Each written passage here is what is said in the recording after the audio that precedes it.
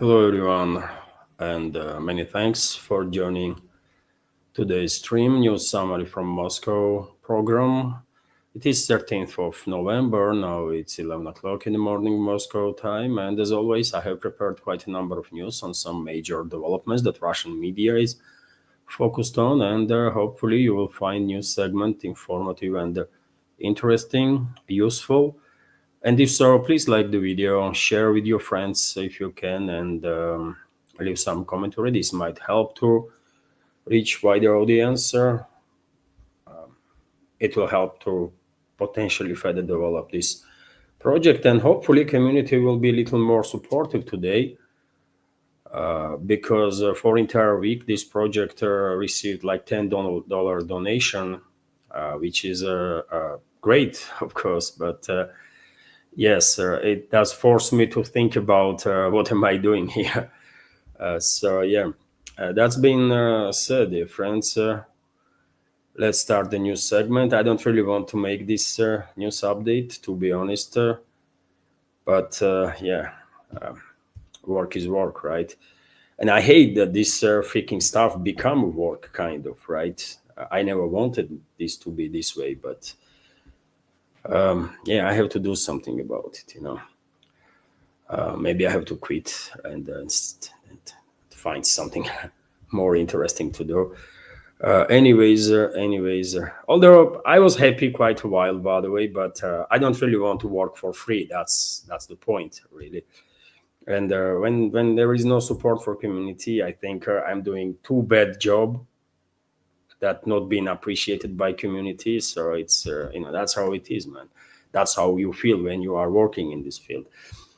Fuck it, man. Shit happens, sir. Let's continue now with the news segment. And well, I'll try to be quick, although there is so many freaking news out there.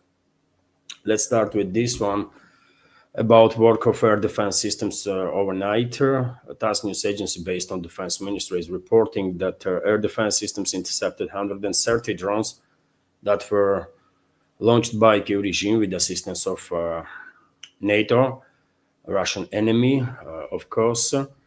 I can give you some specifics on that. During their past night from 11 p.m. Moscow time to November 12th to 8 a.m., on November 13, air defense systems intercepted and destroyed 130 Ukrainian fixed-wing unmanned aerial vehicles. 32 of them were intercepted over the Kursk and Belgorod regions, 20 over the Voronezh region, 17 over the Black Sea, 7 over the Republic of Crimea, 6 over the Aral region, 5 drones over the Krasnodar region, 4 over the Tambov region, 3 drones over the Rostov, 2 over the Bryansk, and one drone each over the Tula region and also Moscow region.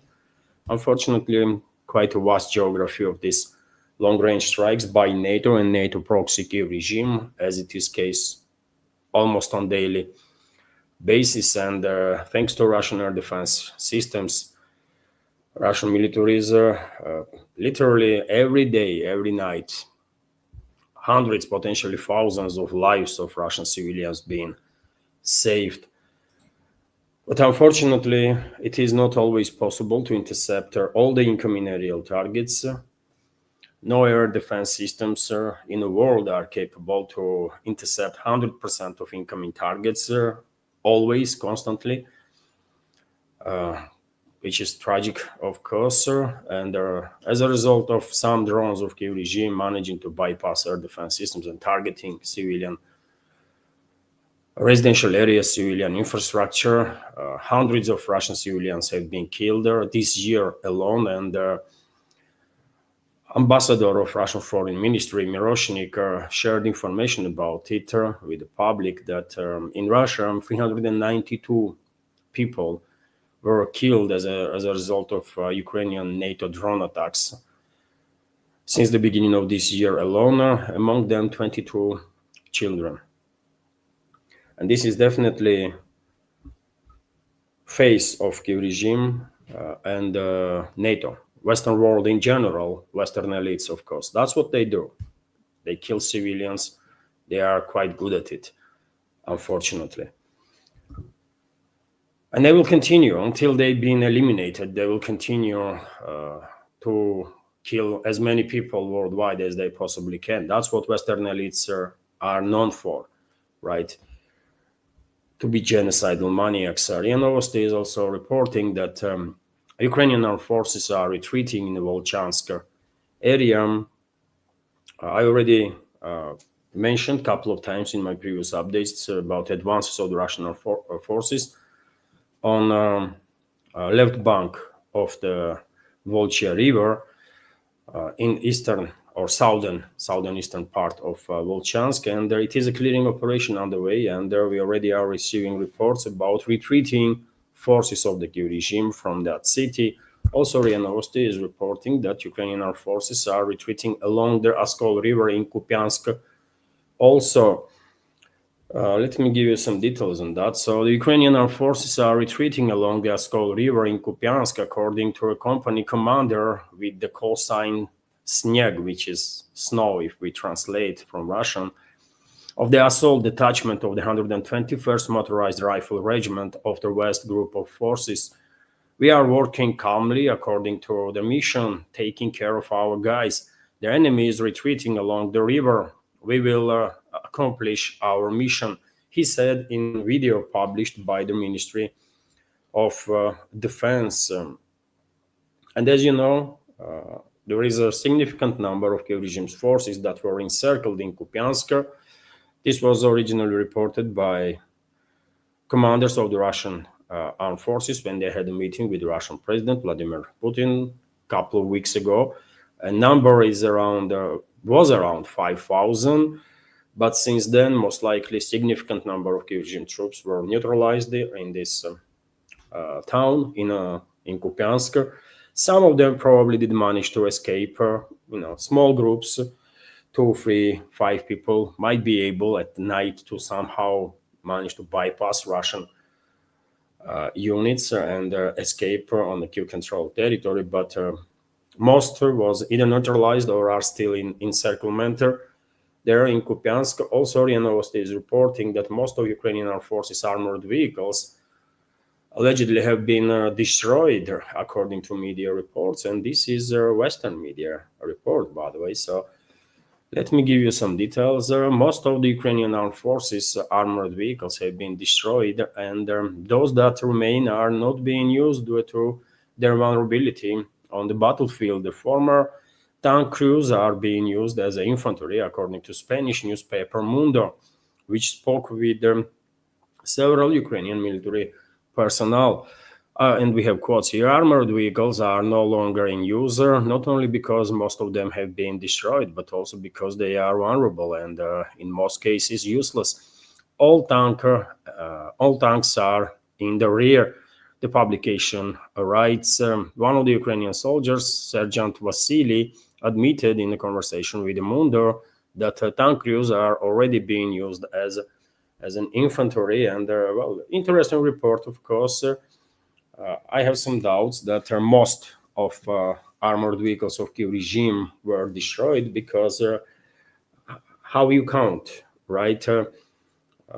NATO countries still have quite a lot of armored vehicles to transfer to Kiev regime, and even though Russian military has really destroyed thousands and thousands of pieces of armored vehicles of enemy troops, nevertheless, I think it is too early to make such a call that Kiev regime has run out of armored vehicles.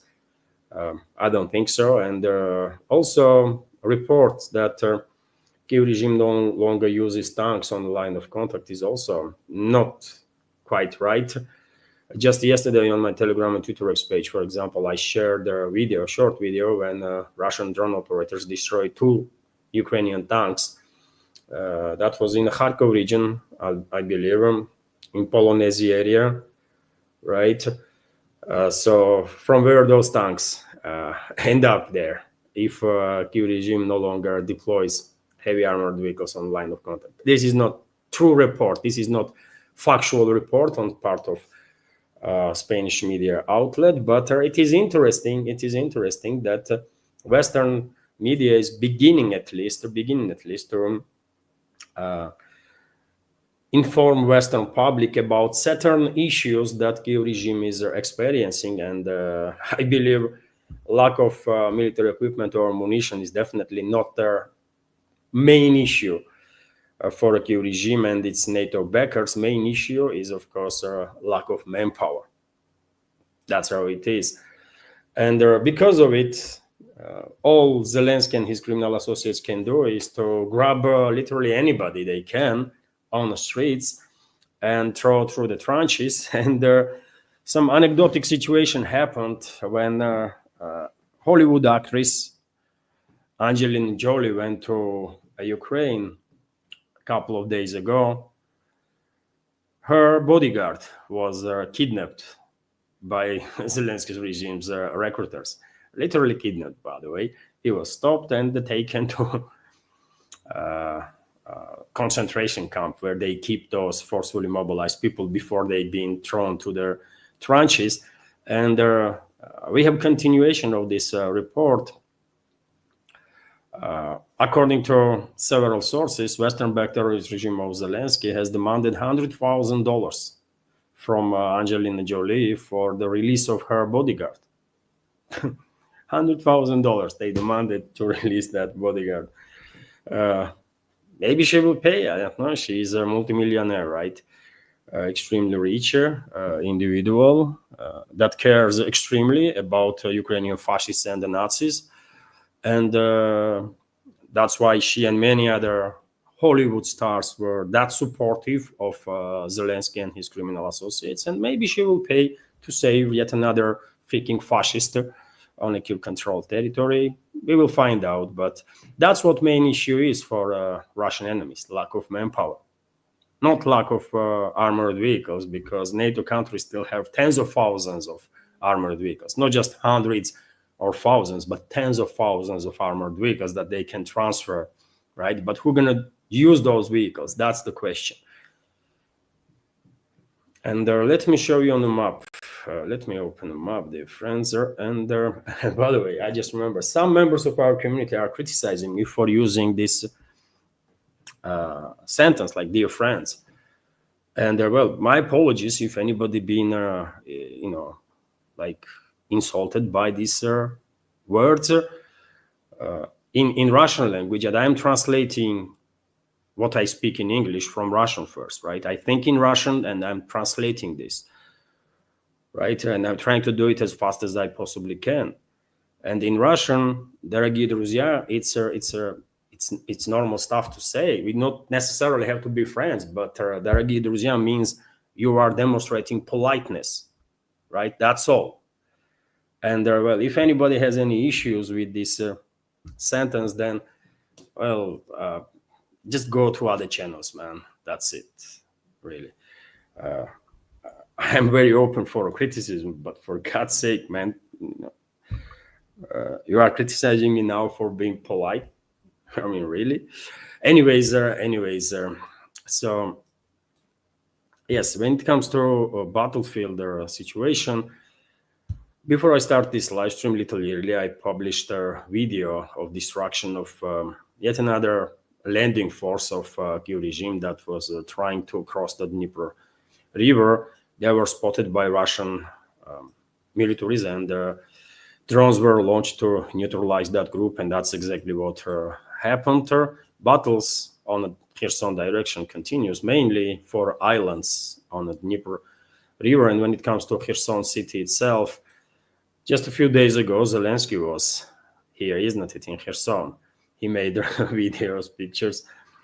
And you know what drill is, isn't it? Whenever Zelensky shows up somewhere on the line of contact, shortly after that settlement, it usually is liberated by Russian forces. And therefore, I will dare to predict that in next several months, we're going to see very significant changes on the line of contact in Kherson direction, including in terms of Kherson city itself. Right now, according to reports, Russian troops are mostly focused on the Karabel district of this city, which is isolated from main body of the town, as you can see on your screen right now.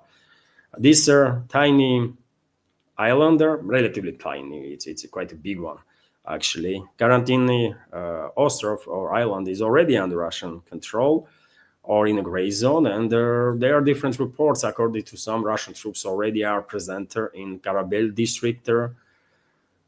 Some say it's just the DRGs that are operating there. Hard to tell, by the way. I'm not there, so I don't know. But because Zelensky show up, I think we would not be mistaken if we would say that give it a month or two, and we're gonna see some big changes in that direction.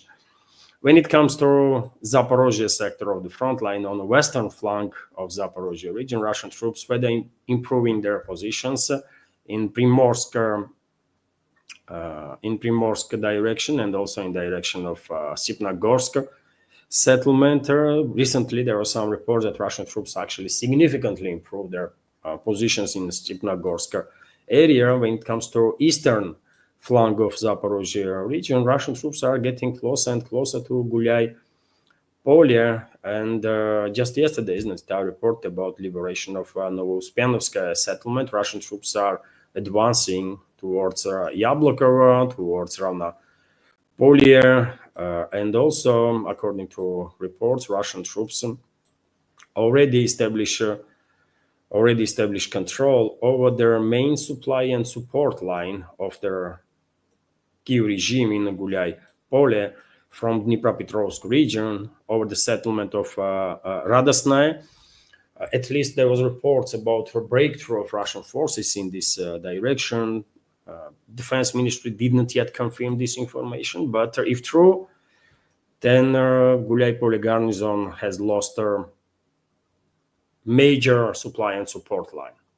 They still have other lines of supply, of course, from the western side, but I don't think for much longer time. When it comes to Pokrovsk, Mirnograd, Russian militaries finalized clearing operation in the Sukhoy Yar settlement. Also, just like day or 2 days ago, I did report about finalizing clearing operation in Gnatovka settlement. This is Sukhoy Yar is on the southern side of Pokrovsk Mirnograd agglomeration. Gnatovka is right next to Pokrovsk itself.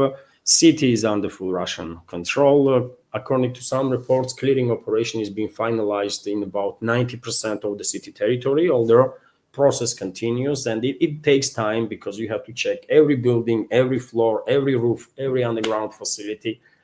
It's going to be very time consuming, isn't it? And you have to do it carefully to make sure that you're not going to end up in some sort of a trap. You're not going to end up being hurt by mines and stuff. So it's a very time-consuming stuff. When it comes to Mirnograd area, Russian militaries continue to offer surrender to Kiev regime's forces, and when they receive no, well, Russian Air Force launches strikes, and unit that refused to surrender is sent to other world. I already shared there on my Telegram and Twitter page quite a number of videos of that Russian massive strikes on the points of concentration of the Kiev regime forces in Mirnograd. Although Kiev regime continues to send on suicidal missions their troops to somehow break through encirclement into Mirnograd direction and to allow encircled troops of Kiev regime to escape through that corridor. And I mean, it all depends on numbers, isn't it? How many troops Kiev regime is willing to sacrifice?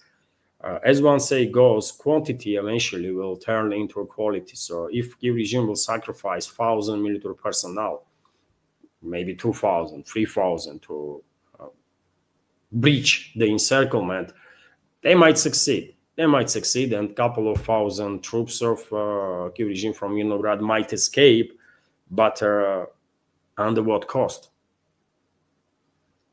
They have no chances to maintain their presence in Pokrovsk Mirnograd agglomeration anyways, right? So we will see how the situation going to develop.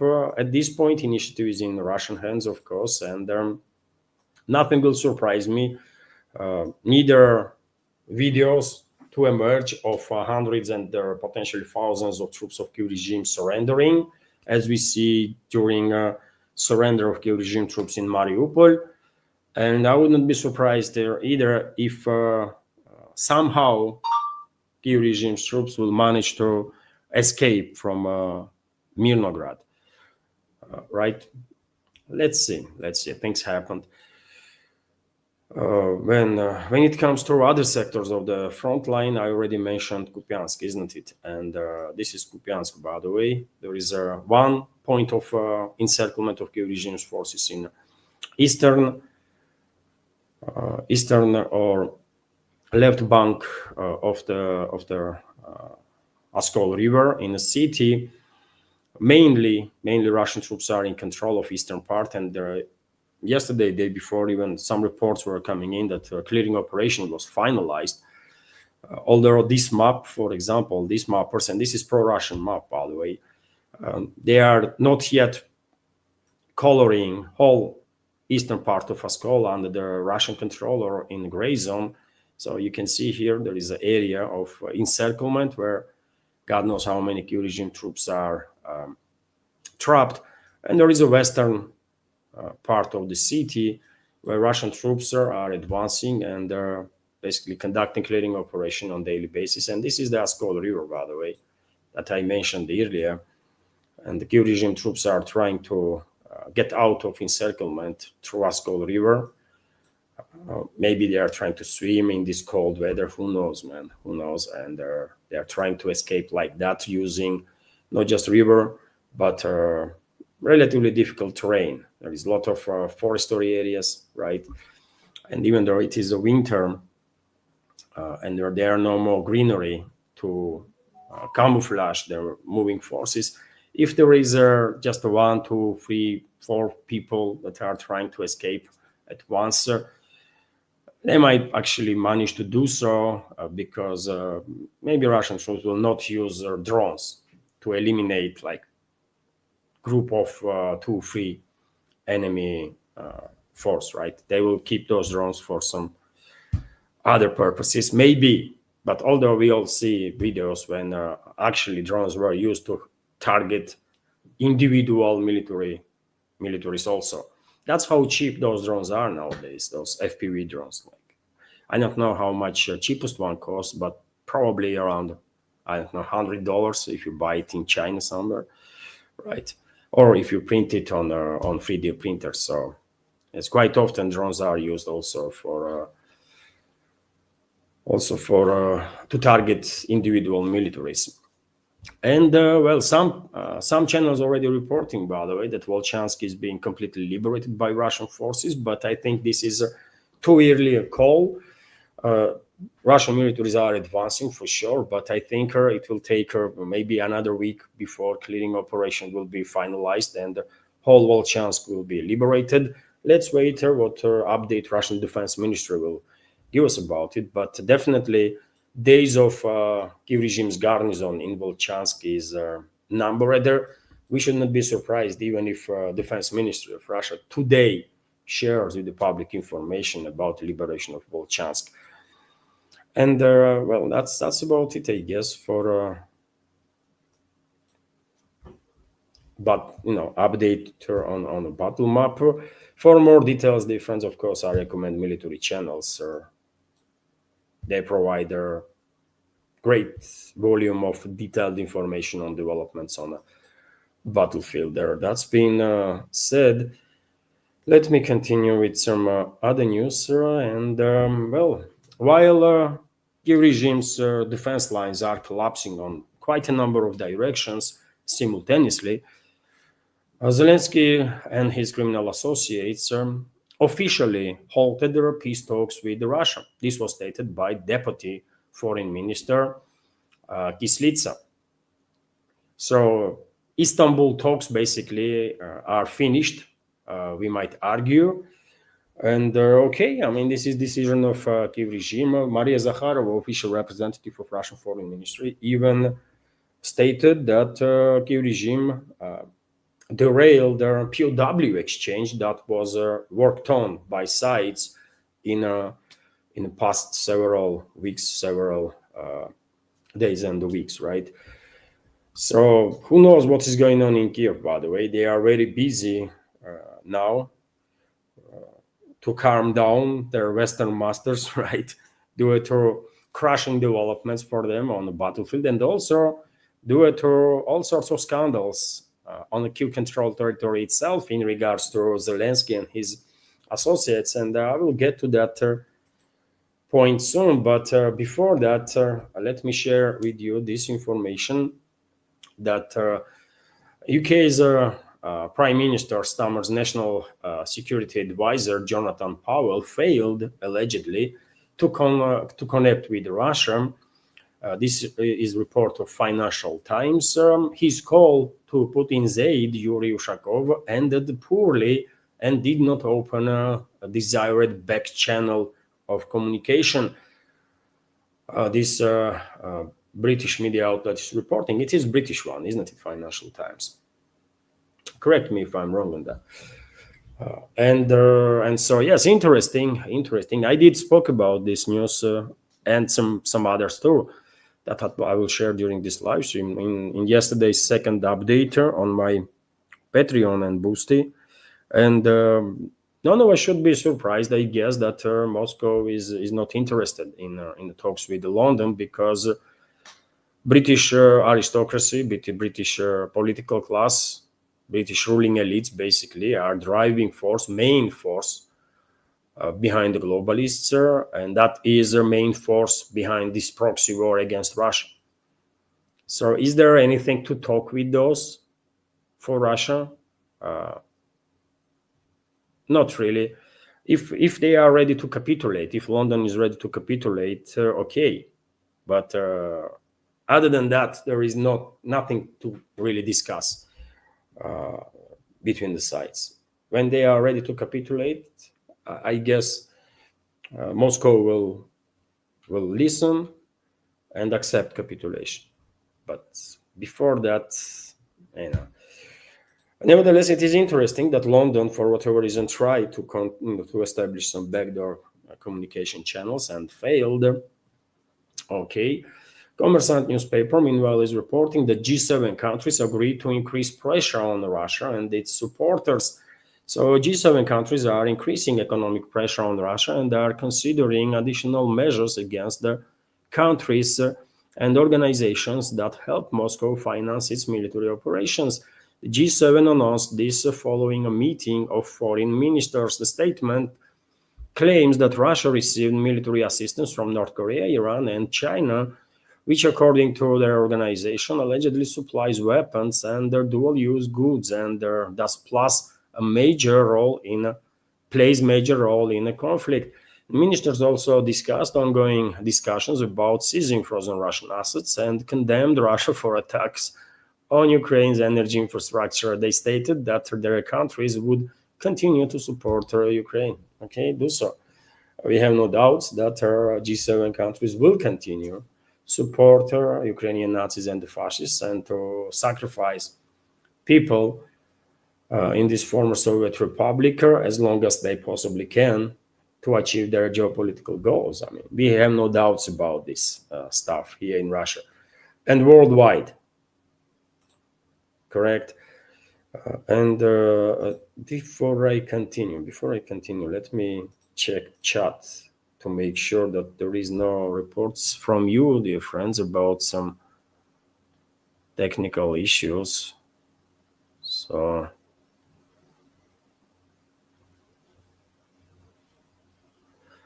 seems like our sound is good, video is good. Okay.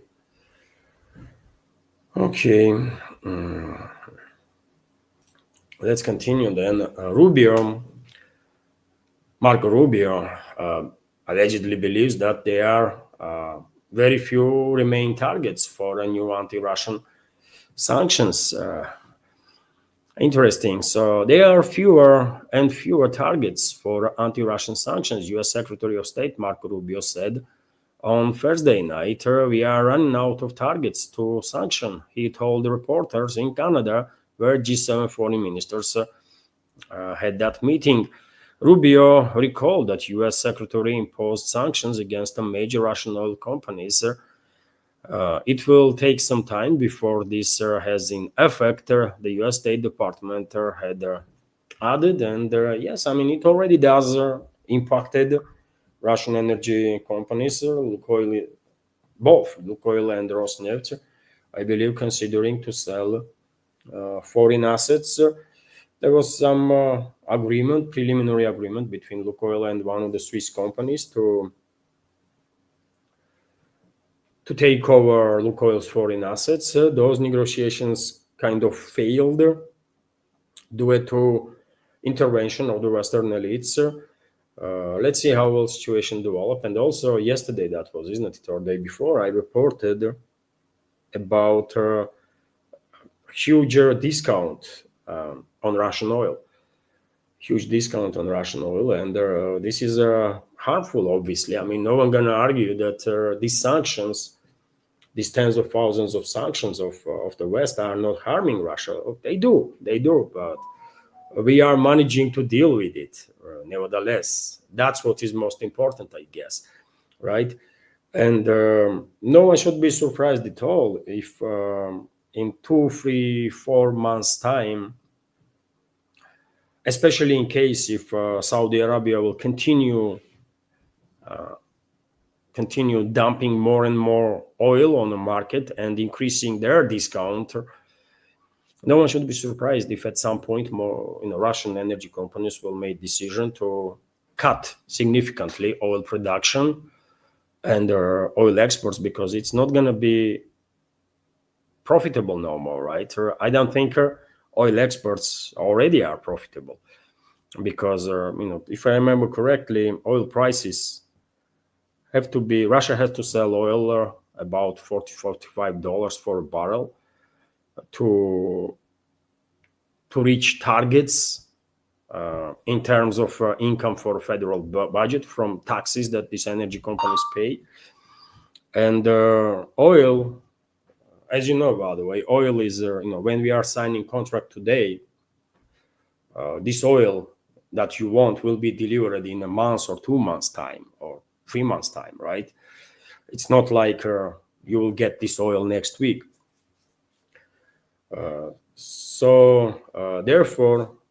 Therefore, according to reports, Russian oil, Urals, for example, is already priced around $50, and if discount is $20, then Russian companies are getting like $30 for a barrel.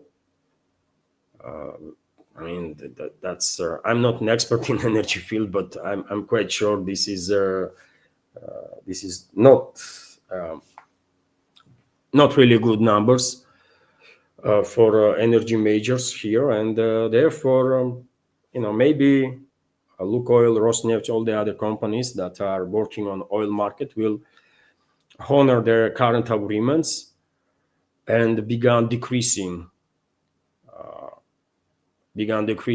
oil exports in about a month or 2 months time. Let's see.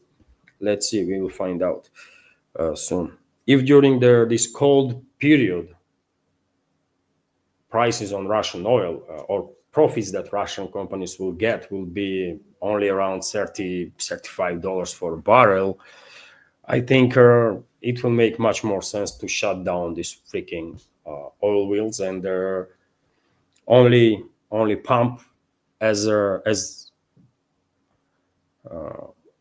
that volume of oil that is needed for domestic purposes and for whatever contracts are still in place, right? Of course, Russian economy will suffer due to this stuff, due to decrease of income through oil significantly, but we can survive that, for sure. After all, oil and gas revenues in Russian federal budget are at maximum around 20-25%, no more than that. And I think if half of it, and Russia exports approximately half of produced oil, right? So if eventually half of this income from oil revenues will completely stop, I guess Russia will be able to deal with the situation relatively easily, by the way. But yes, Rubio is correct. After some time, these sanctions, paying for sanctions, will be more and more noticeable, undoubtedly. But I think Russia already proved that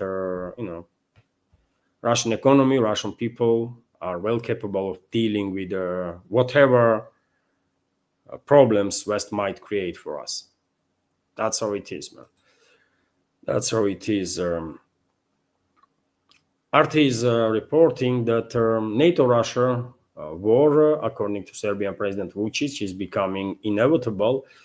Direct military confrontation between Western nations and Russia is becoming unavoidable. Serbian President Aleksandar Vucic has warned, citing widespread rearmament efforts across Europe. Speaking during the televised interview on Tuesday, Vucic said the possibility of such a war is no longer hypothetical, pointing to an acceleration of military spending. The European Union seeks rapid militarization over the perceived threat from Russia, which Moscow has dismissed as a misleading political rhetoric aimed to distracting from internal economic troubles.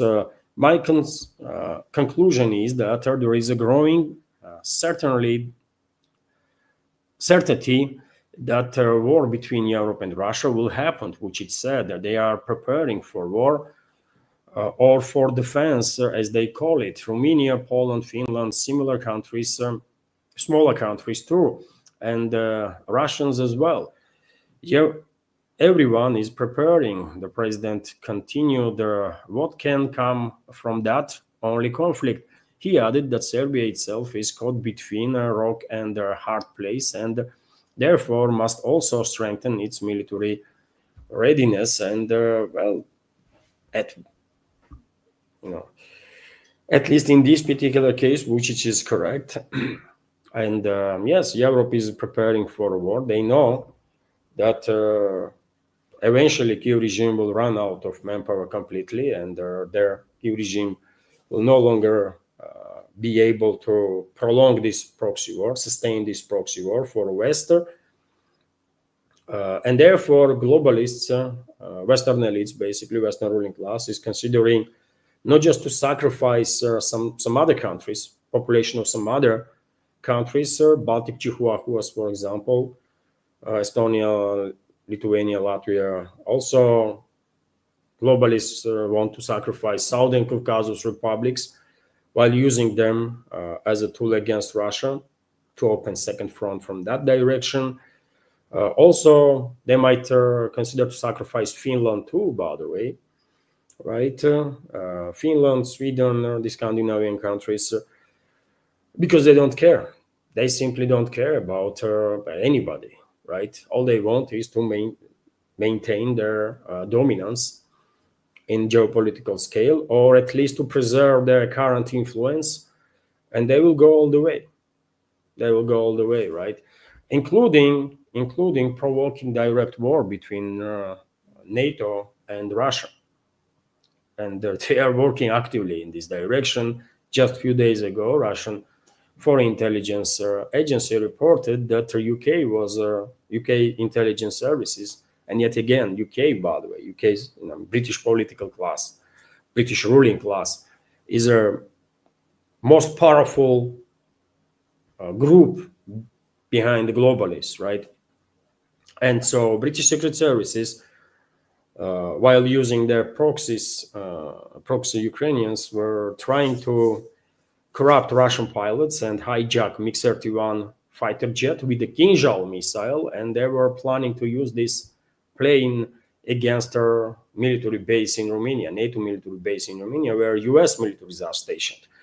And according to reports, they were planning to direct this plane towards that base so that it would be shut down there by air defense systems. Or who knows, maybe they would first try to launch that Kinzhal towards that base, right? To kill as many US militaries as possible, for example, to make sure that US will stay in this proxy war against Russia as long as it takes. So NATO countries already are working, by the way, on that. European countries, European leaders, right? to prepare ground for a potential open war with Russia.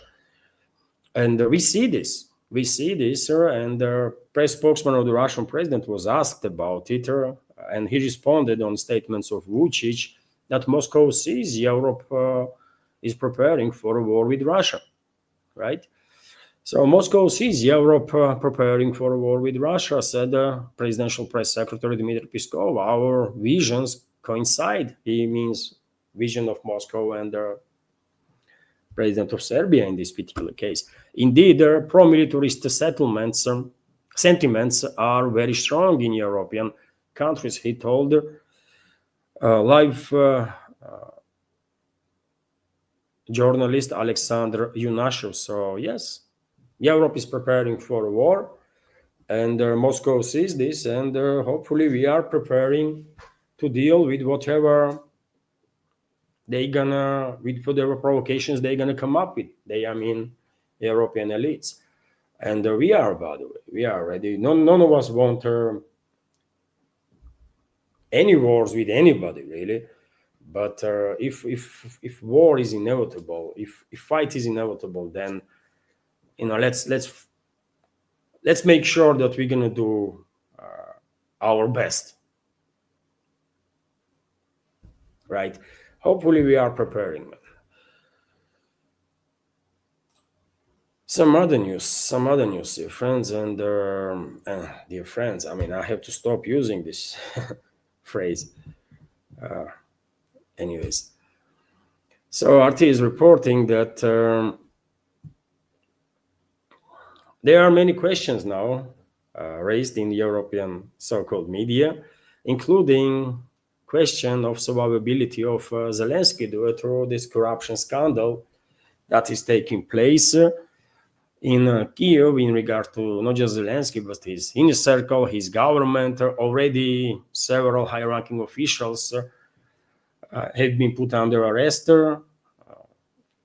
There is sanctions that going to be imposed on some others, including ones that run away from the regime. There is a report that Mindic, wallet of Zelensky, literally hours before his office and his home was raided by Anti-Corruption Bureau in Ukraine, which is a US-controlled right institution. Mindic flee to Israel, and Zelensky, while in damage control mode, claimed that he will impose some sanctions on Mindic and this and that. It's all freaking nonsensical games. I mean, one have to be totally brainless, right, to believe anything that comes out of Zelensky. But yes, many questions being raised. Major media players wonder whether $100 million graft scheme in the country's vital energy sector might be too much for the former comedian to overcome.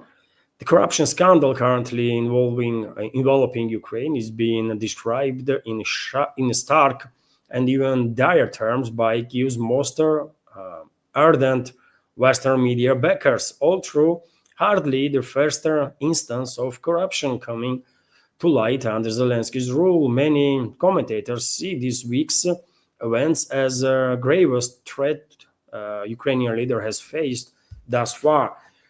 Here is a sampling of what's been said. So Owen Matthews penned a widely read piece for the Spectator titled "The Scandal That Could Bring Down Vladimir Zelensky," in which he described the investigation as possibly having momentous consequences for Zelensky's political future. And we have a quote here: "Full-scale war seems to be about to break between independent anti-corruption agencies and Zelensky's inner circle, and the consequences are likely to be ugly," Matthews warns, while describing in vivid terms the power struggle between Ukraine's National Security Service, SBU, which is loyal to Zelensky and wields considerable domestic power through its control of their judicial system and their prisons and their country's Western-backed anti-corruption agencies. Russian sovereign wealth funder head Kirill Dmitriev said on X that the Spectator is now also telling the truth about anti-corruption probes into Zelensky's allies and what it could mean for him. The simultaneous shift in tone across outlets is not a coincidence. It's profound and significant.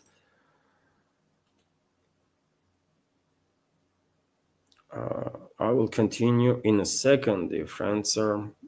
There was a super chat on Rumble, and let me just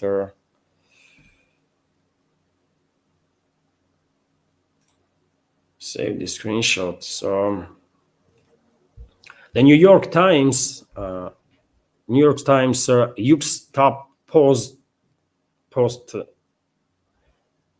juxtaposed Zelensky's attempted. What the hell is that? Juxtaposed. Juxtaposed. What the hell is that word, man? I don't know.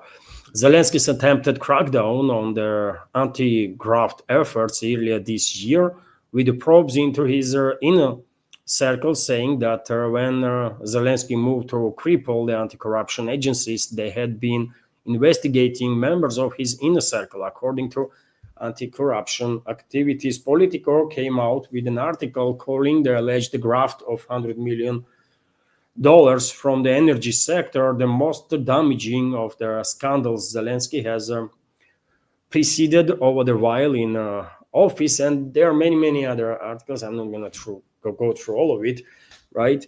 And there are speculations, of course. There are speculations now that maybe with this scandal that is triggered and orchestrated from the West, obviously, maybe Western elites are,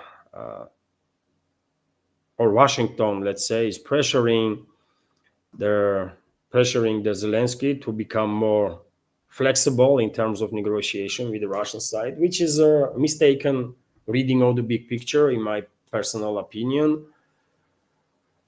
Because I think what is actually happening is, and Zelensky will survive this scandal, by the way, for time being. I have no doubts about it. But he will survive only if shortly Kiev regime will begin implementing legislation to forcefully mobilize young generation, right? From either from 22 to 25, or maybe even from 18 to 25. And Zelensky will do this. And already work has begun in this direction. And I remind you that just 2 days ago, Mayor of Kiev, Klitschko, who is formally in opposition to Zelensky, initiated conversation again about lowering draft age, lowering mobilization age from 25 to 22. And obviously, Kiev regime, Zelensky, and all those secret services or terrorist organizations that are operating under his orders, obviously they will use all the tactics that they can, including blackmail, to force other public figures, politicians, and so on, as they did with Klitschko, to come out with such initiatives. Let's lower mobilization age, let's mobilize more people, younger people, they are more capable, and this and that. They will try to justify this by many means, right? And eventually Zelensky will agree on that. And as soon as Kiev regime will adopt legislation to begin forcefully mobilize younger generation people, this scandal is gonna die down. Yet again, for time being. Because major issue that globalists are facing right now in this proxy war that they are waging against Russia is a lack of manpower. It's a lack of manpower, right? And the only way they can try at least to more or less significantly increase a number of people that they are sacrificing in this proxy war is to force Kiev regime to basically begin mobilizing young people, teenagers, basically, 18, 19, and up to 25. And this is going to happen. That's what is happening. This scandal, by the way, what 100 billion? They stole billions. What 100 million we are talking about? They literally stole billions of dollars, right? Billions, potentially tens of billions. So this is all just the games that are orchestrated by Washington, most likely with participation of London, right? This is a combined operation of globalists and the neocons to force Zelensky to begin mobilizing, to begin sacrificing young people from 18 to 25, and they will. Once Zelensky agrees on that, and process has begun. Why on earth mayor of Kiev is talking about lowering mobilization age now? Because he was told to do so by Zelensky's camp, right? And as soon as they will begin mobilizing young people, all these corruption scandals will just disappear from media field, and no one will talk about it until day comes when globalists will decide, together with neocons or without neocons, that Zelensky now has to go and Zaluzhny has to replace him. In this regard, the only question I have, how London gonna play with Washington, because according to some reports, Washington is not really happy with Zaluzhny either. They want their candidate to be put in the position of president in Ukraine. But anyways, we will find out what is going to happen. Zelensky definitely will stay in power, potentially before end of spring 2026, or maybe he will be in office even before end of 2026. You never know. Only in case if he's beginning mobilizing young people. Let's see.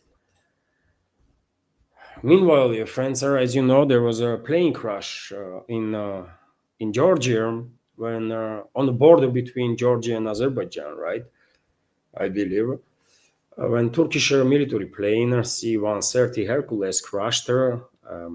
There was 20 Turkish military personnel on board, and a number of media outlets are reporting now that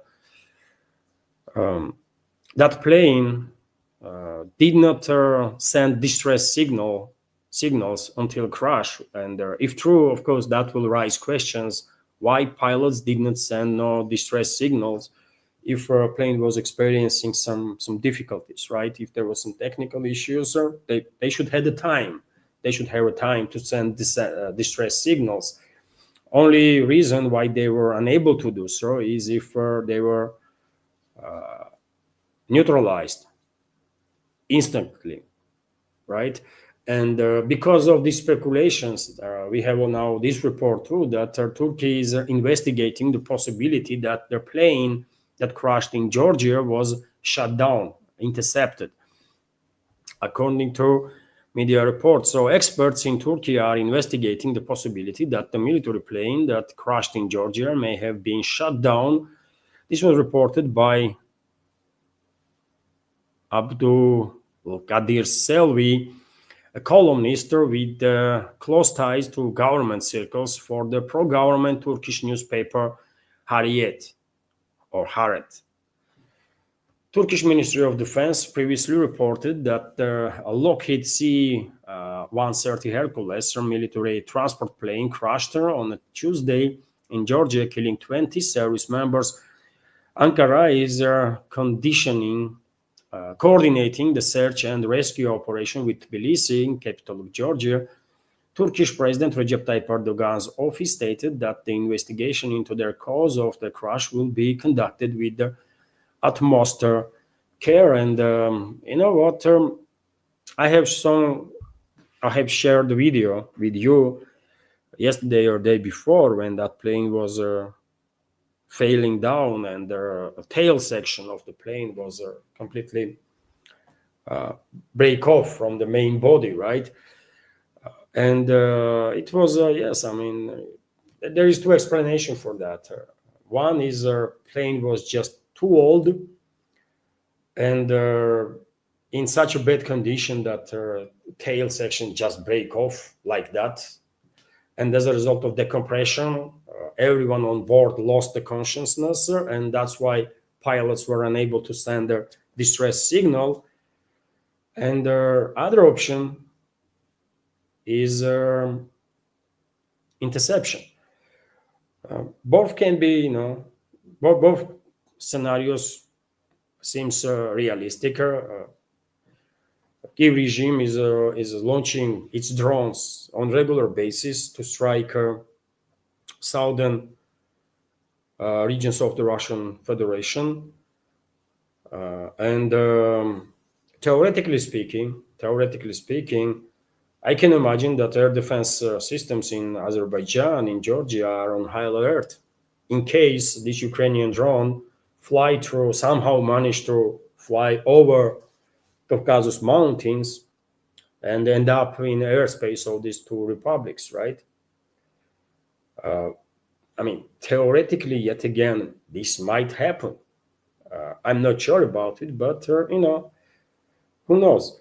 And if air defense systems of Azerbaijan and Georgia were on high alert and they spotted something and you know things happened, maybe due to miscalculation, human error, decision was made to launch a missile to intercept this plane. Although more realistically, plane was probably just too freaking old, man. It was just too old, poorly maintained, and it just began breaking apart mid-air, mid-flight, right? Everyone on board probably lost consciousness due to decompression. On high altitude, of course, there is no oxygen, right? Enough oxygen to breathe, and that's it. That would explain why there was no distress signal. But let's wait what investigators gonna say. I'm definitely not gonna be surprised if they will find out that plane was actually intercepted by mistake, because things happened, and things happen. Meanwhile, Maduro, president of Venezuela, puts country's military on high alert due to U.S.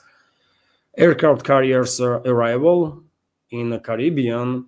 Venezuelan President Nicolas Maduro has raised the country's military alert level, aimed growing tensions with the United States, coinciding with the arrival of USS Gerald Ford, the most advanced U.S. aircraft carrier in the Caribbean waters. And yes, I report about the arrival of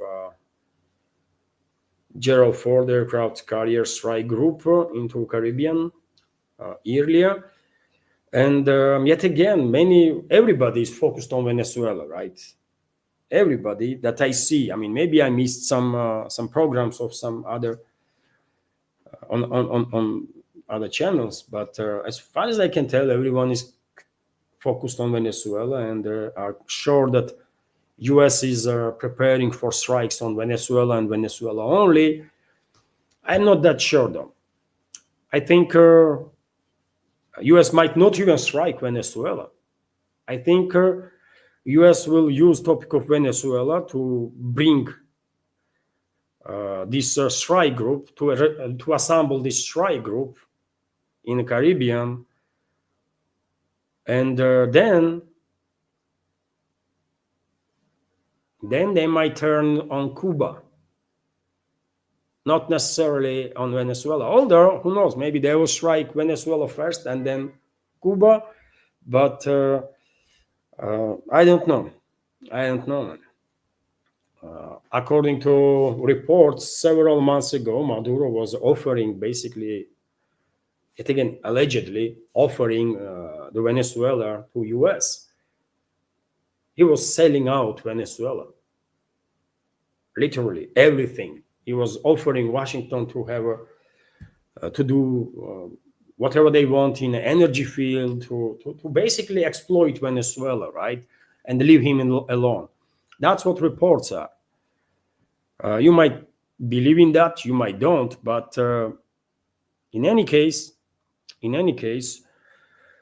I don't think this much force is actually needed for Venezuela alone, man. I really don't. It's a big country. Don't get me wrong. Venezuela is a big country, right, in terms of territory. But I mean, just look. That's the Venezuela right here. It's a big country, for sure. But nevertheless, to conduct regime change alone, U.S. already had enough military force there without aircraft carrier, right? Puerto Rico, which is right opposite side of Venezuela, by the way. Just look, this is Venezuela, this is Puerto Rico, right?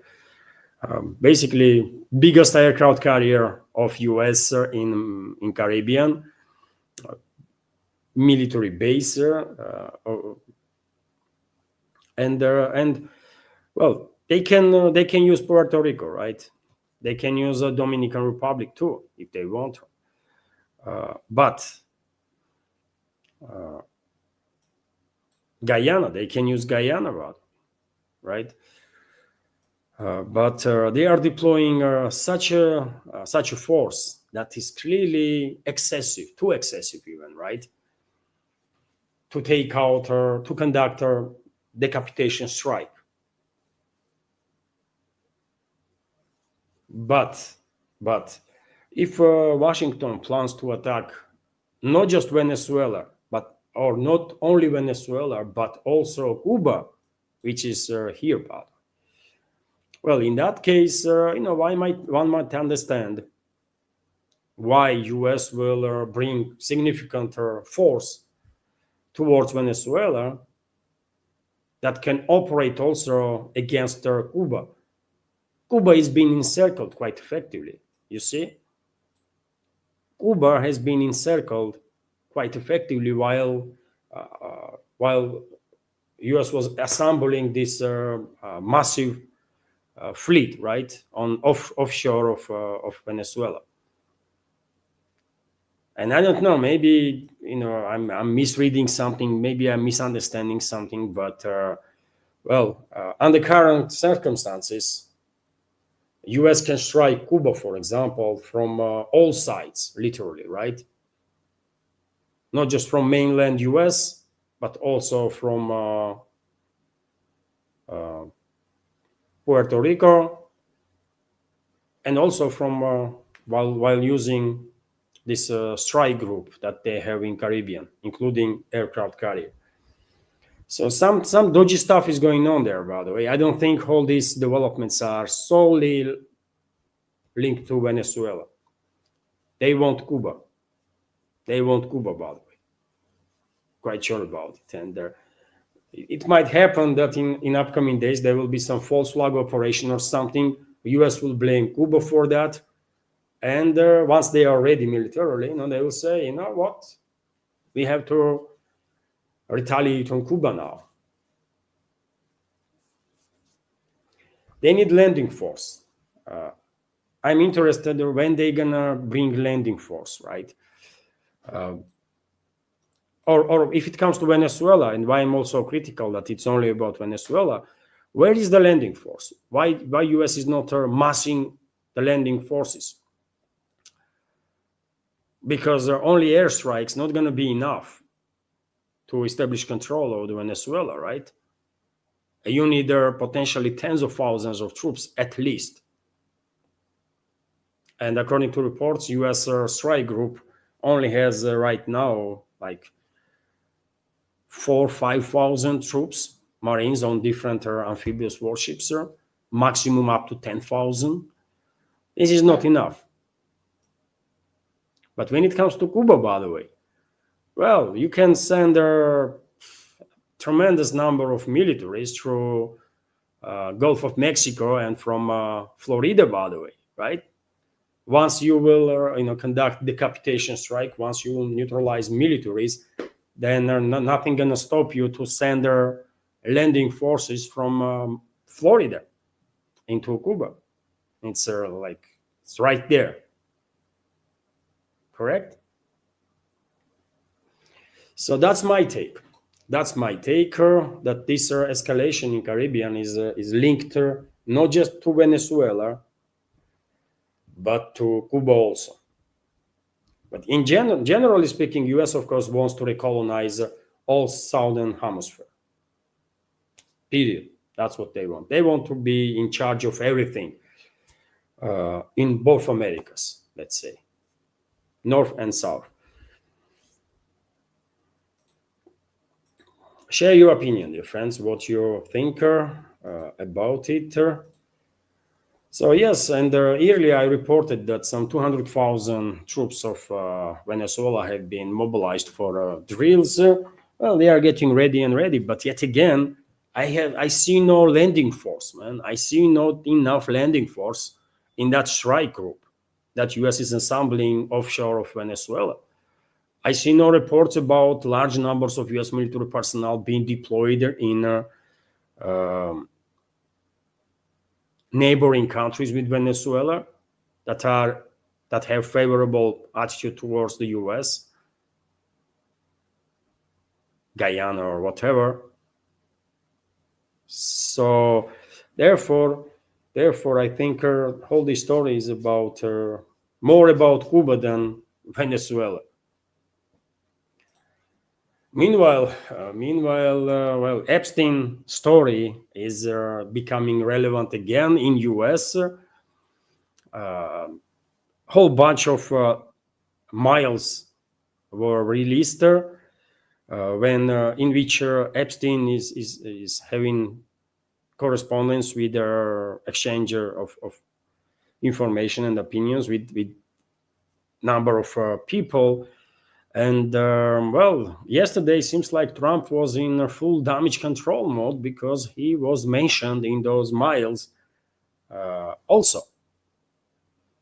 Epstein, for example, the Commerçant newspaper is reporting on this matter that Epstein wrote that Trump was at his home for several hours with a sex trafficking victim.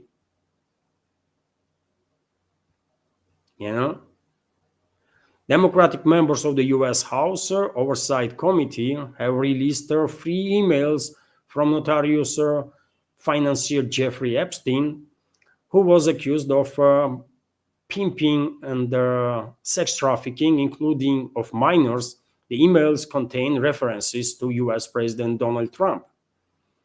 And in miles that were released, actually more miles were released, not just 3. I saw a bunch of it on different Telegram channels. And according to reports, Trump quit relationships with Epstein a while ago, long before he was even charged, right? Epstein. But based on those miles, it is becoming clear that if miles are original, it is becoming clear that Trump did not really quit no relationships with Epstein. Specifically, one of the Jeffrey Epstein's letters was sent in 2011 to his friend and accomplice, Ghislaine Maxwell, now serving a 20-year sentence for organized sex trafficking of the minors. In it, Epstein writes that Donald Trump spent several hours at his home with a girl who, according to committee Democrats, was later identified as one of the sex trafficking victims. In another letter from 2019, Epstein writes that Donald Trump, of course, knows about the girls because he asked Ghislaine to stop. Democrats on the House Oversight Committee released these emails to demonstrate that President Trump was far more knowledgeable about Jeffrey Epstein's activity than he himself admits. These emails raise pressing questions about what else the White House is hiding and the nature of the relationship between Epstein and the president. The Justice Department must immediately and fully release their Epstein documents, said Robert Garcia, the top Democrat on the committee. And as I said, Trump was in full damage control mode yesterday, right? He was accusing Democrats of sharing some false information and that kind of stuff. But yet again, this is like officials there, right? This is lawmakers that are releasing information that they get from state institutions, including those miles.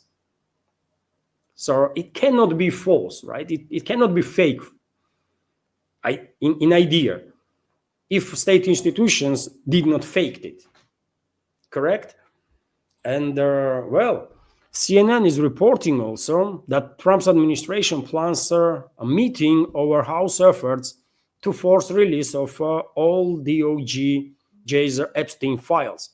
So Trump's officials rushed to meet today over House plan to force vote on releasing Epstein files, all of it. Kash Patel and Pam Bondi to attend this meeting, aiming to stop House Republicans who want more transparency on the issue.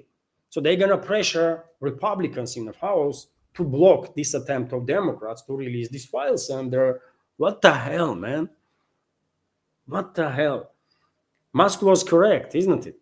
Musk was correct when he wrote that Trump is on Epstein files.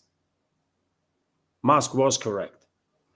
And this should be so embarrassing for US, man, for US public, that they have people like that, people like Trump and the rest as leaders. It's disgusting, man. It's just freaking disgusting. Correct? And while this is happening, and those Epstein files might actually brought down Trump's presidency. He might be forced out of office, and he should be forced out of office, by the way, for many reasons, including, obviously, for crimes that he committed together with Epstein and the rest. I have no doubts he committed crimes. There has to be investigation. Let the release all the files, right? Release all the files. Conduct true investigation. Allow due process to happen. But they are trying to avoid this as much as they possibly can. And one of the main reasons why America First people are upset with Trump and basically are opposing him now is this cover-up that Trump is engaged and his administration is engaged in regards to these Epstein files, correct? And while still in office, I guess Israeli secret services that were using Epstein to be in a position to blackmail just about everybody from US public life and political life. Mossad probably is using its influence, blackmailing Trump, to pressure Israeli president to basically pardon Netanyahu. And he sent the letter, Trump sent the letter, by the way, to Israeli president to pardon Netanyahu. How crazy is that? How crazy is that? And don't tell me that this is just a random stuff, man, and Trump not being blackmailed by Mossad, Israeli Secret Service, a terrorist organization, actually, right? And by Israeli lobby. Of course, he was blackmailed. He is on a hook. He is in a pocket of Israel. So Israeli President Isaac Herzog received a letter from US President Donald Trump urging him to end the criminal proceedings against the Israeli Prime Minister Benjamin Netanyahu. State broadcaster Khan reported. And we have quote here: President Isaac Herzog received a signed letter from U.S. President Donald Trump today, Wednesday, yesterday, that is, calling for a consideration of a pardon for Prime Minister Benjamin Netanyahu. This is crazy, man. This is crazy, right? Ideally, Israeli public should be outraged by this. But unfortunately, most of the Israeli public is being indoctrinated in such ideology that, well, you know what I think about those, right? They are fascists, man. Vast majority of Israelis are fascists. So I don't think they care much. I don't think that they have any human decency in them, right? So therefore, they don't know what decency is, dignity is, and therefore they would not. They maybe most of them would not be embarrassed that U.S. president is telling their president to pardon their prime minister. But anyways, clearly, Mossad is using time they have left until Trump is in office to basically force their own president in Israel, which is quite interesting, isn't it? To pardon, to create a media field, right? That will basically allow them to easily justify pardoning of Netanyahu. That's what is happening. Israeli president probably would love to do it, but not to be criticized, right? He wants the right conditions, and Trump is being used to create these conditions for him. And soon he might actually pardon Netanyahu. Might happen, correct? And because Trump is losing White House, right? He has to be removed, by the way. This disgrace of humanity has to be removed in White House. It's a matter of dignity for U.S. citizens, I think, to remove this creature from White House, right? I don't know if J.D. Vance is going to be any better or if he's any better human being. I know nothing about J.D. Vance, right? At least he is not being implicated in that Jeffrey Epstein files. I didn't see any reports that he had anything to do with it. Correct? But in anyways, Trump is clearly engaged in cover-up, and definitely have to be removed from White House, man. This is just too freaking embarrassing for US. And he will. And you think what is the ways? Of course, they're gonna fight. Trump and his inner circle, they will fight to maintain power. And what they might do to divert public's attention, even if all Epstein files are released. What they might do: political assassinations inside US will divert public's attention. War will direct public's attention, right? And what is US is preparing in the Caribbean now? War, correct? This build-up in Caribbean is gonna serve several purposes, right? They're gonna attack Venezuela, potentially. They're gonna attack Cuba, most likely. And they're gonna use these developments to divert public's attention from domestic issues. That's what they're gonna do. And if successful, they will manage to keep Trump, whatever forces are behind him, Zionists or whomever, Zionists, neocons, and so on. They will manage to keep Trump in White House in that case, if they successfully manage to divert public's attention. If not, they're gonna struggle with keeping Trump as a president, because this is outrageous. Probably this is just shocking, right? Let's see how the situation gonna develop. Also, reports some economical news, several economical news, and I will end news segment on that. So TASS news agency is reporting that according to Russian president, and he had negotiations with the president of Kazakhstan for past 2 days. Kazakhstani President Tokayev was visiting Russia on state visit on 11th, 12th of November. And during one of their exchanges, Putin stated that almost all settlements between Russia and Kazakhstan are conducted in national currencies, which is definitely a big deal. And in most cases now, Russia is doing business with other countries in national currencies, right? Russia basically is as distanced from Western currencies as possible. And Kazakhstani President Tokayev also stated that sides are close. Astana and Moscow are very close to a very important agreement to build nuclear power plants in Kazakhstan with the help of Rosatom. Also, obviously, very important news, good news for both sides, obviously. And after to finalize this state visit of Kazakhstani president, both Putin and Tokayev signed declaration on a strategical partnership.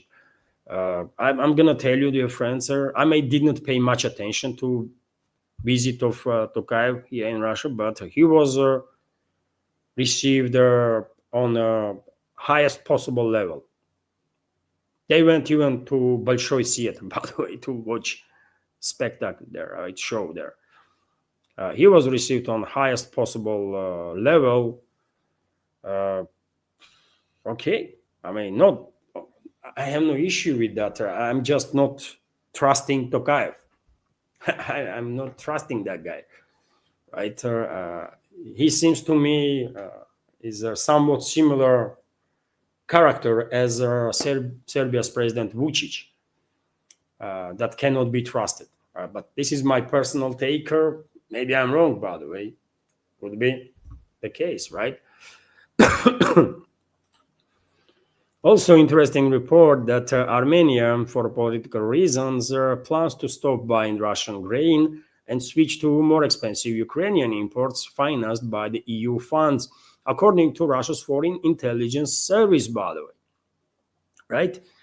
And this is, not really surprised. I spoke about this in yesterday's second update on my Patreon and Boosty pages, but I think it's worth to pay attention to again, because to share this information to wider community, to bigger community also, because that's what happens when a country loses sovereignty and becomes a quasi-state or becomes a colony of some empire.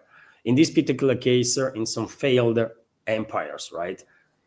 And when it comes to Armenia, most influence there is in hands of Washington and France, both failed empires, right? Armenian leadership responded on this statement of SVR. They said that Armenia has no plans to cut buying grain from Russia. But you know what?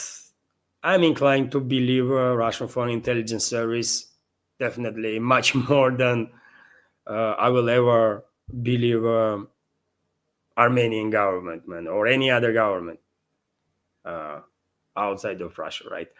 So SVR is correct. They would not share such information if they did not have their actual factual information on that. And okay, it's Armenia's business, by the way. Russia would not even notice probably if Armenia will stop buying grain from Russia, because Russia is the biggest grain exporter country in the world, and whatever Armenia buys here can easily be redirected somewhere else. But information itself highlights how damaging for the people these regimes, these Western-controlled regimes are, because their decisions are dictated by their Western masters and Western interests, not by interests of the people. of that country. And this is clear demonstration of that, isn't it? RIA Novosti is also reporting that Russian gold reserves have grown by record amount this year, by $92 billion, to be more precise. And right now, Russian gold reserves held by Bank of Russia is 200 worth $299.8 billion, almost $300 billion, by the way, in gold, is in vaults of the Russian central bank. Hopefully, all this gold is here in Russia. Based on this reporter, I mean, that's exactly the case, right? As of November 1st, 2025, the Bank of Russia held $299.8 billion worth of gold bars in its vaults. Right? And that means this gold should be here in Russia. Hopefully, this is the case. And in terms of weight of this gold, we are talking about some 2,300 tons. 200 and 300 tons plus, some more there. So quite Russia has quite a lot of gold, really. And this is a part of safety cushion, of course, for economy. Right, for financial system and for economy in general. I said many times before that overall, if you combine all the funds where some reserves being accumulated, Russia as a safety cushion for economy has about $1 trillion, which is not bad, really, not the biggest number. Norway is tiny compared to Russia. Norway, just in sovereign fund, has 1.8 trillion. So therefore, Russian trillion is not something unique, but nevertheless, Russia is definitely among those few countries that have such a safety cushion. Majority of countries are not even dreaming about this. Also, TASS News Agency is reporting that U.S. Congress passes the bill to end the longest government shutdown, and Trump signed this shutdown bill, right? So it's in effect now. It is in effect now, and there is no more government shutdown in US. Although Trump stated that the shutdown cost US economy $1.5 trillion, which is quite a lot, but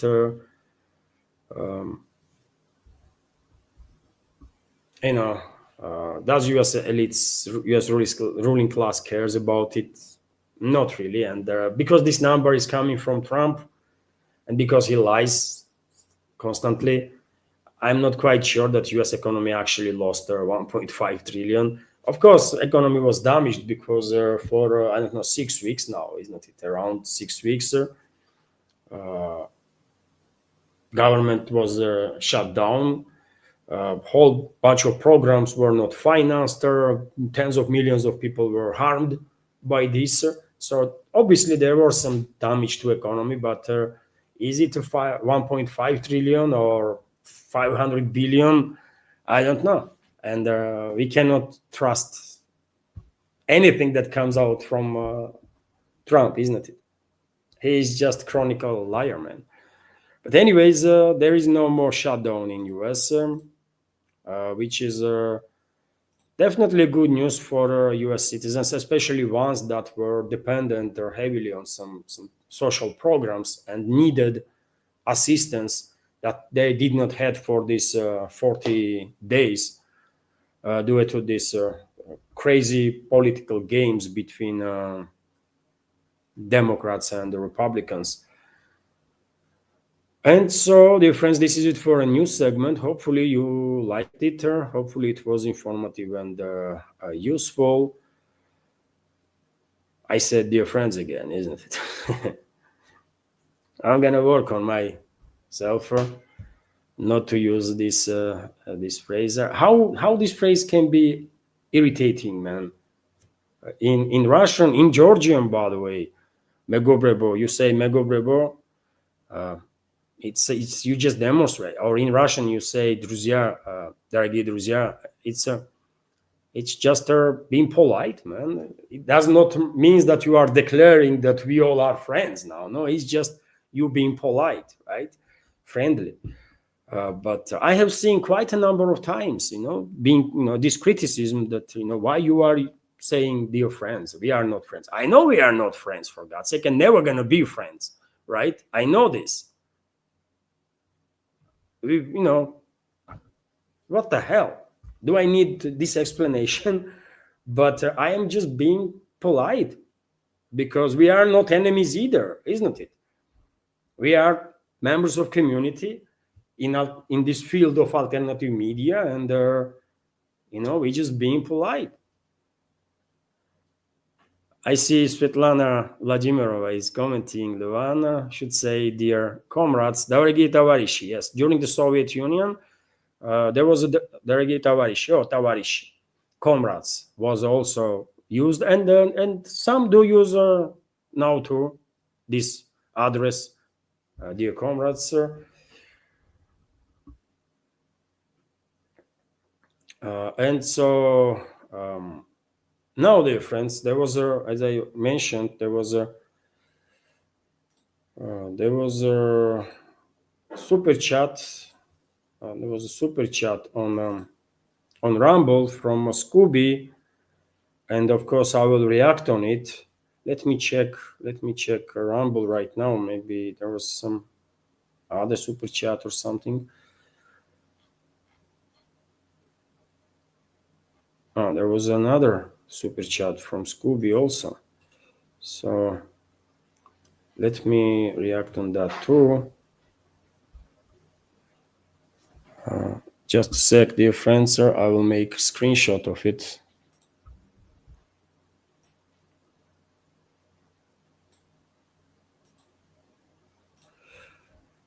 So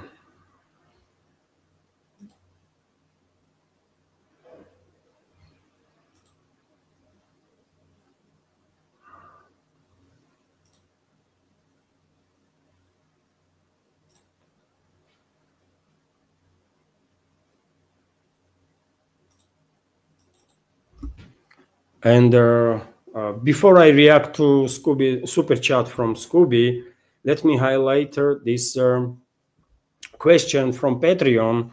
This question from Patreon, dear friends, from Yaroslav Pelicek.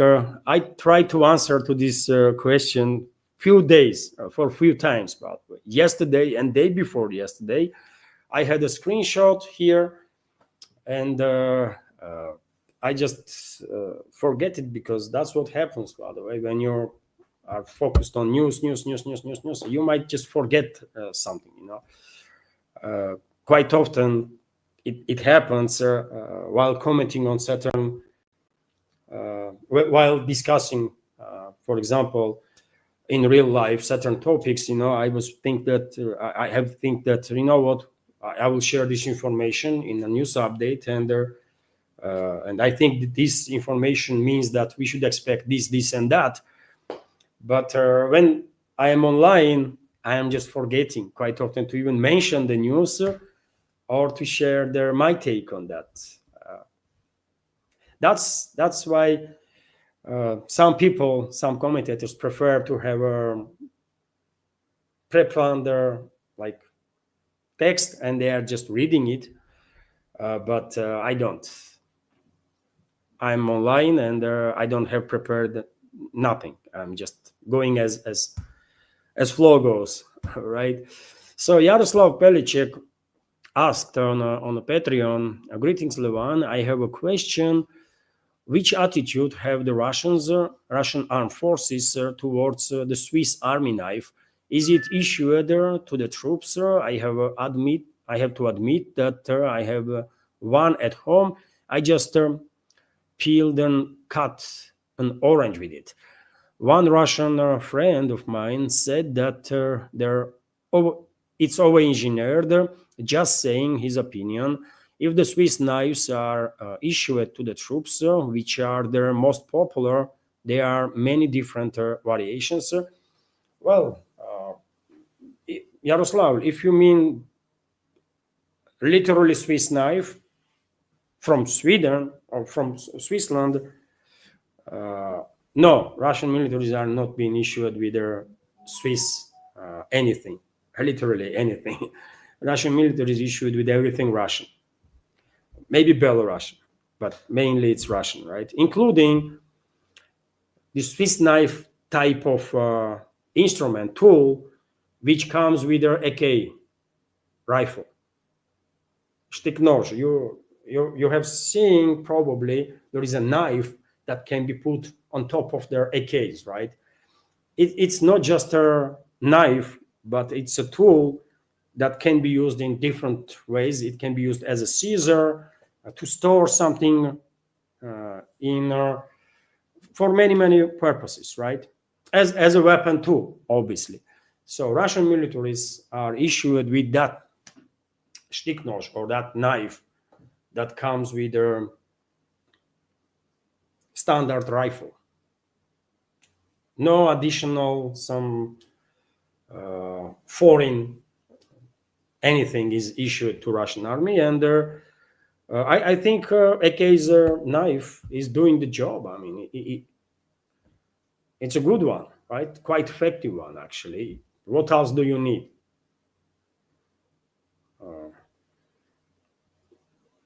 So yes, all Russian militaries are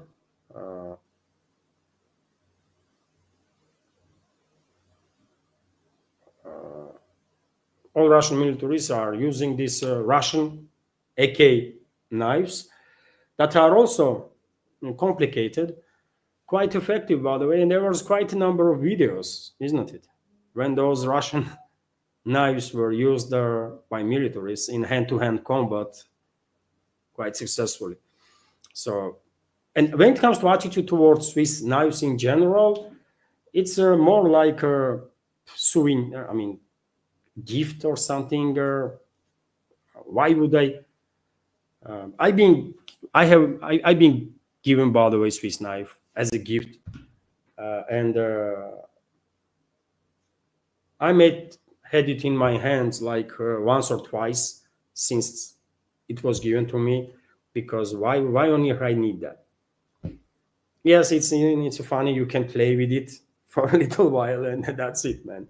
It is a little overcomplicated. You don't really need that much stuff, right? Especially if you are in military. For to play with it, okay, but that's about it. That's what I know, Yaroslav, right? Attitude, I cannot tell you what Russian attitude is towards Swiss knife. Neutral. I mean, okay, it's interesting stuff. It's interesting stuff, and that's about it. Nothing extraordinary, right? When it comes to Swiss, by the way, only thing Swiss actually has good is watches. They do have good watches, by the way. Cheese and chocolate. That's about it.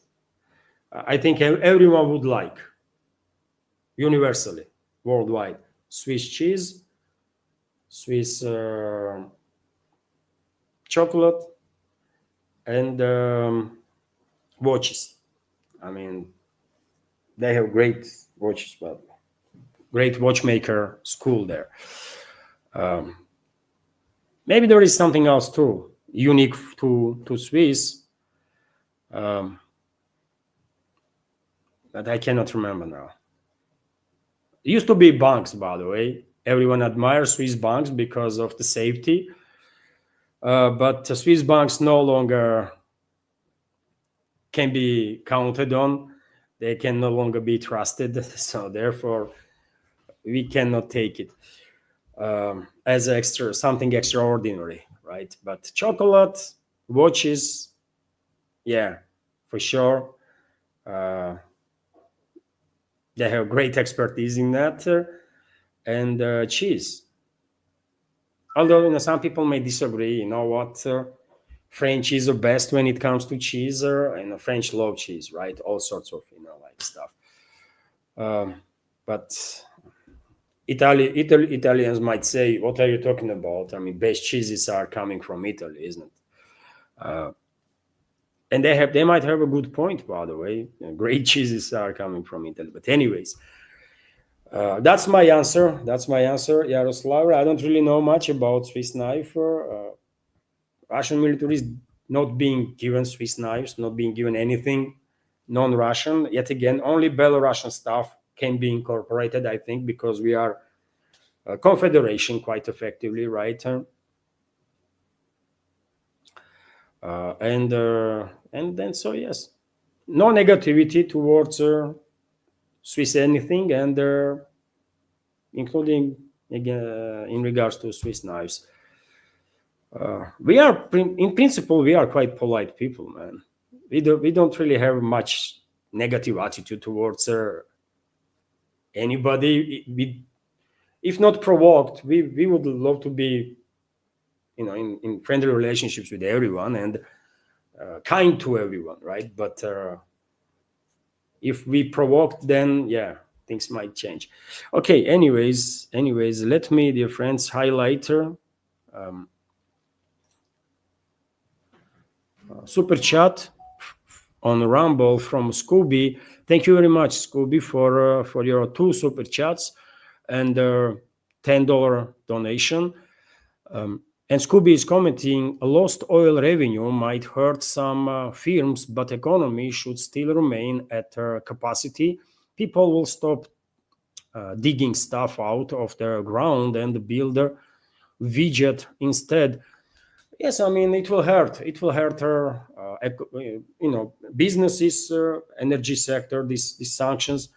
It will hurt federal budget for sure. But point is that we can deal with it. I mean, you are absolutely correct. Economy in general will withstand.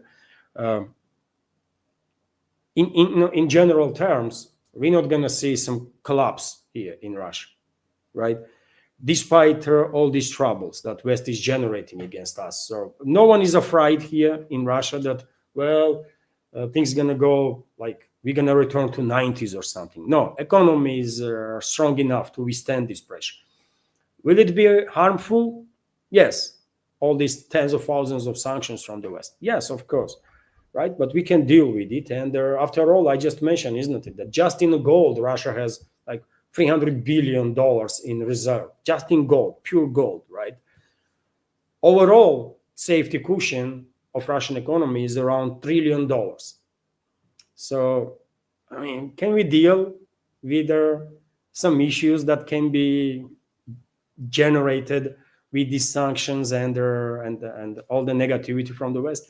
Yes, we can deal with it, right? So I agree with you absolutely. And even though Russian economy has been, diversifying for quite a while now, right? The Russian economical bloc was quite focused on that to build up economy as much as possible, as fast as possible, so that energy sector would not be dominant. And they did achieve quite success in this regard because, as I already said, oil and gas revenues, revenues from oil and gas sector for Russian budget, federal budget, when tax is being paid by these energy companies, so oil and gas revenues together is about maximum is about like 20-25%, correct?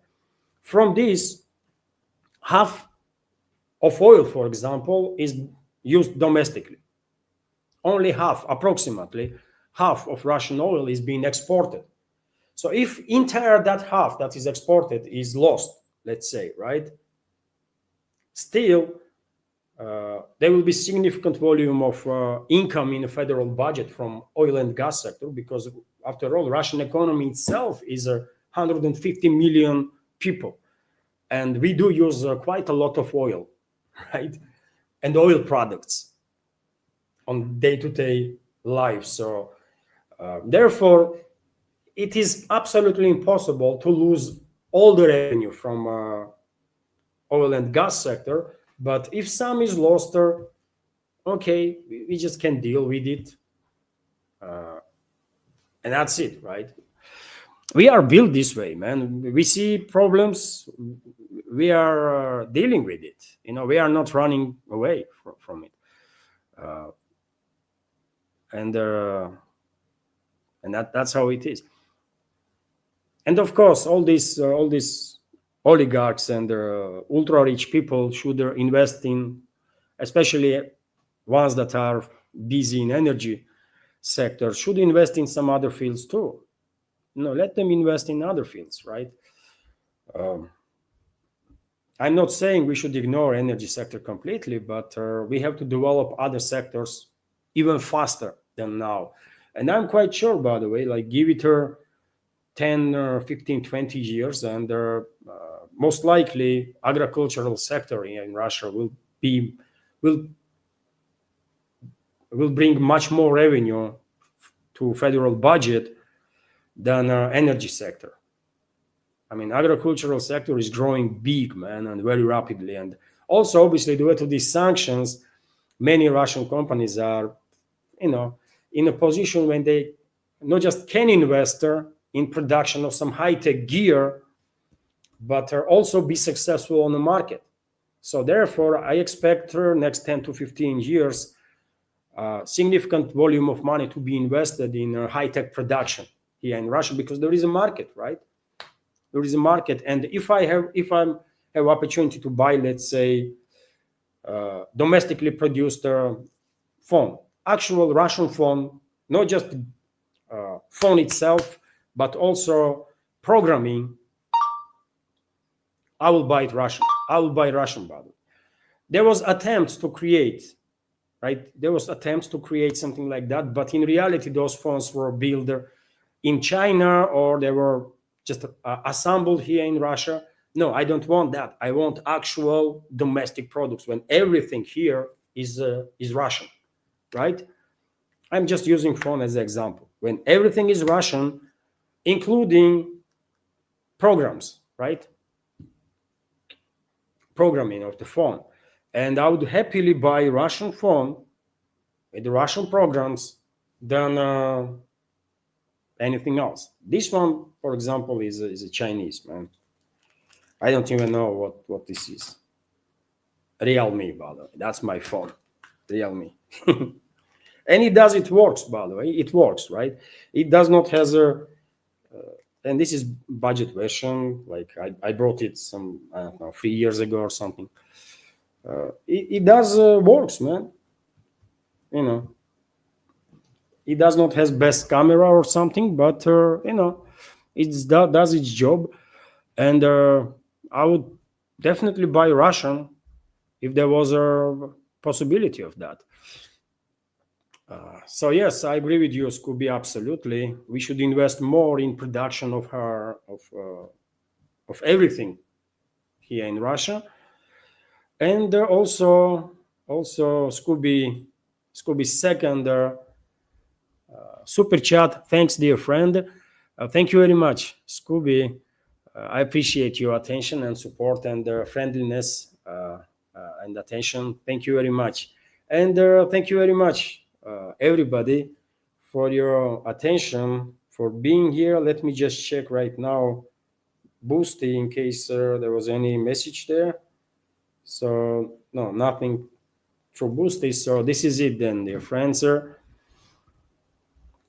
I will end this live stream on that, and will remind you that this Sunday we will have a traditional big community chat, during the which I'm engaged with the chatter, and I'm trying to be, as informative in communication as I possibly can. This is it for now. Have a wonderful day, dear friends, and take care. And if you like my work, please consider to support her. You can do it through several means. Links are on this video in description box and in the pinned comment. Have a wonderful day and take care. Bye.